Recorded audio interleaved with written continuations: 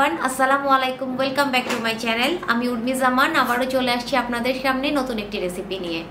ভিডিওর থাম্বনেল দেখে আশা করি আপনারা বুঝে গিয়েছেন যে আজকে কোন রেসিপিটি দেখাতে যাচ্ছি। হ্যাঁ, আপনাদের আজকে দেখাবো যে কীভাবে ভ্যানিলা স্পঞ্জ কেক তৈরি করা যায়। অনেকেই তাদের এক্সপিরিয়েন্স শেয়ার করে থাকেন যে কেকটা যখন বেক করা হয় তখন সেটা ফুলে ওঠে, ঠিকঠাক থাকে, বাট এটা যখন ঠান্ডা হয় তখন সেটা চুপসে যায়। আমার ভিডিওটা ভালোভাবে ফলো করলে আশা করি আপনারাও বাসায় পারফেক্ট স্পঞ্জ কেক তৈরি করে নিতে পারবেন। তাহলে চলুন দেখে নিই আজকের রেসিপিটা।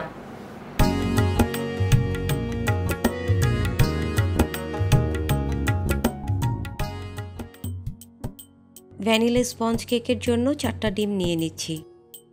প্রথমে ডিমগুলোর সাদা অংশ থেকে কুসুমগুলো আলাদা করে নিব।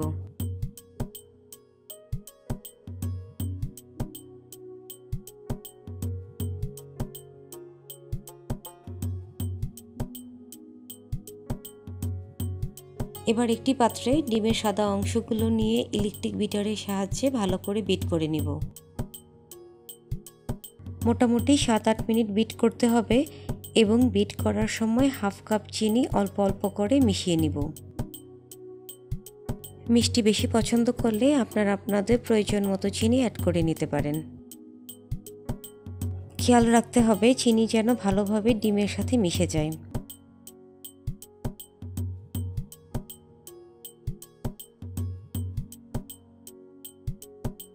7-8 মিনিট বিট করার পর ডিমের সাদা অংশ এবং চিনির মিশ্রণটা এরকম ফোমের মতো হয়ে যাবে।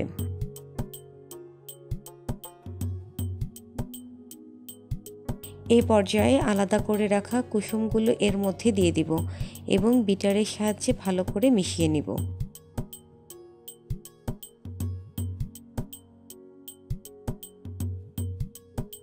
এবার 1 কাপ পরিমাণ ময়দা একটি চালনির সাহায্যে চেলে অল্প অল্প করে মিশ্রণে অ্যাড করব এবং একটি চামচ অথবা হ্যান্ড বিটার অথবা একটি স্প্যাচুলার সাহায্যে আস্তে আস্তে নেড়ে মিশাতে থাকব।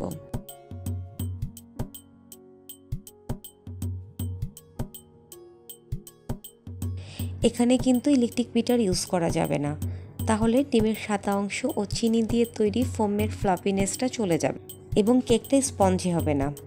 এটা কিন্তু খুবই গুরুত্বপূর্ণ। ময়দা মিশে যাওয়ার জন্য যতক্ষণ প্রয়োজন ঠিক ততক্ষণ নাড়তে হবে। অনেক বেশি নাড়লেও ফোমের ফ্লাফিনেসটা চলে যাবে।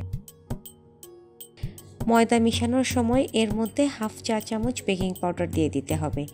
আপনারা চাইলে ময়দা চেলে নেওয়ার সময়ও বেকিং পাউডার মিশিয়ে দিতে পারেন।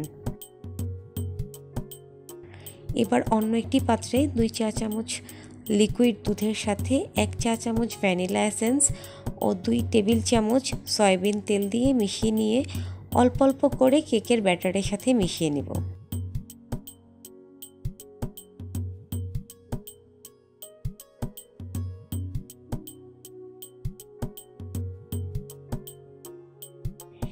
এটা মেশানোর ফাঁকে 1 চা চামচ হোয়াইট ভিনেগারও ব্যাটারের সাথে মিশিয়ে নেব।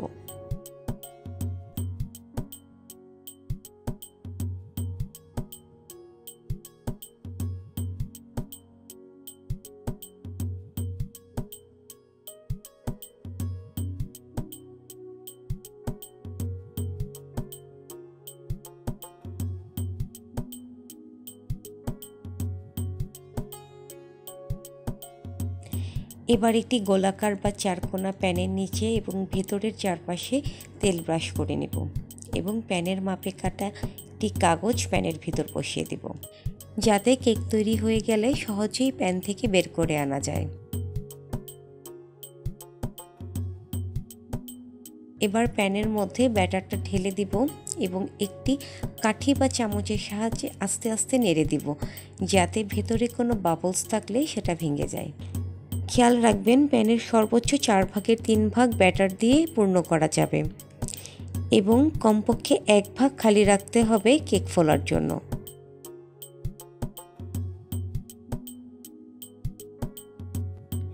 এবার প্যানটি আস্তে আস্তে এভাবে ট্যাপ করতে হবে, যাতে কোনো বাবলস ভিতরে থাকলে আস্তে আস্তে বের হয়ে আসে।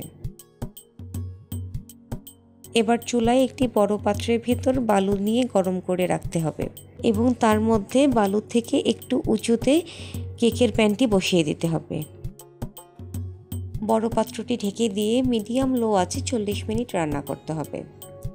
অন্যদিকে আমি কিছুটা ব্যাটার রেখেছিলাম ওভেনে বেক করার জন্য। একটি কাপকেকের ট্রেতে তেল মাখিয়ে তার মধ্যে আমি ব্যাটারটা ঢেলে দিব।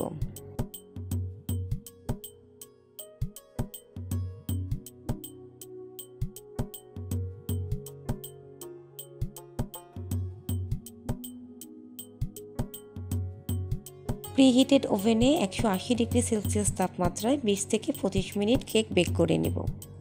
কাপকেকগুলো ছোট হওয়ায় 20 থেকে 25 মিনিটেই কেকগুলো হয়ে যাবে। তবে আমি যে পাত্রটা চুলায় বালুর মধ্যে দিয়ে কেক বানাচ্ছি সেটা ওভেনে দিলে 180 ডিগ্রি সেলসিয়াস তাপমাত্রায় 35 থেকে 40 মিনিট বেক করতে হতো। 40 মিনিট পর চুলায় বসানো কেকটা হয়ে গিয়েছে। অবস্থা বুঝে আপনারা আরও 4-5 মিনিট বেশি বা একটু কম সময়ও রাখতে পারেন। তবে 35 মিনিটের আগে দেখার জন্য পাত্রের ঢাকনাটা অবশ্যই খুলবেন না। এদিকে আমার ওভেনের কেকটাও রেডি।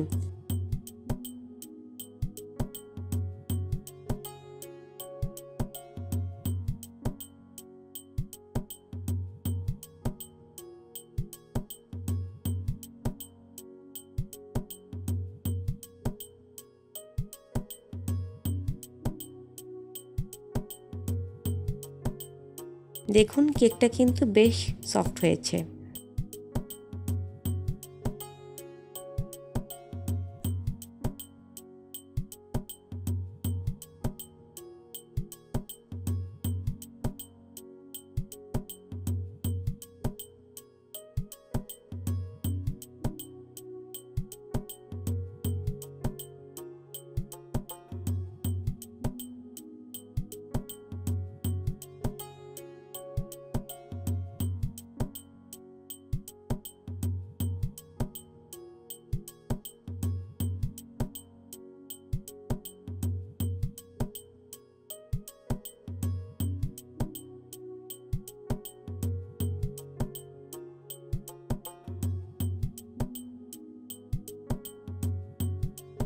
আপনারা দেখে বুঝতে পারছেন চুলায় বানানো কেকটাও কতটা সফট হয়েছে। খুব অল্প তেল দেয়ায় কেকটা কিছুটা ড্রাই হবে খেতে।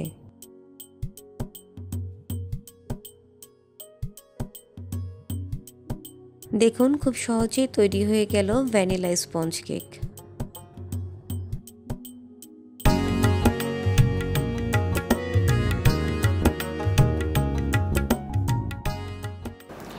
ভিডিওটি শেষ পর্যন্ত দেখার জন্য অনেক ধন্যবাদ। আশা করি ভিডিওটি আপনাদের ভালো লেগেছে। আর ভিডিওটি ভালো লেগে থাকলে প্লিজ লাইক, শেয়ার এবং সাবস্ক্রাইব করবেন। আজ এ পর্যন্তই। পরবর্তী ভিডিও দেখার আমন্ত্রণ রইল। সেই পর্যন্ত ভালো থাকবেন, সুস্থ থাকবেন। আল্লাহ হাফেজ।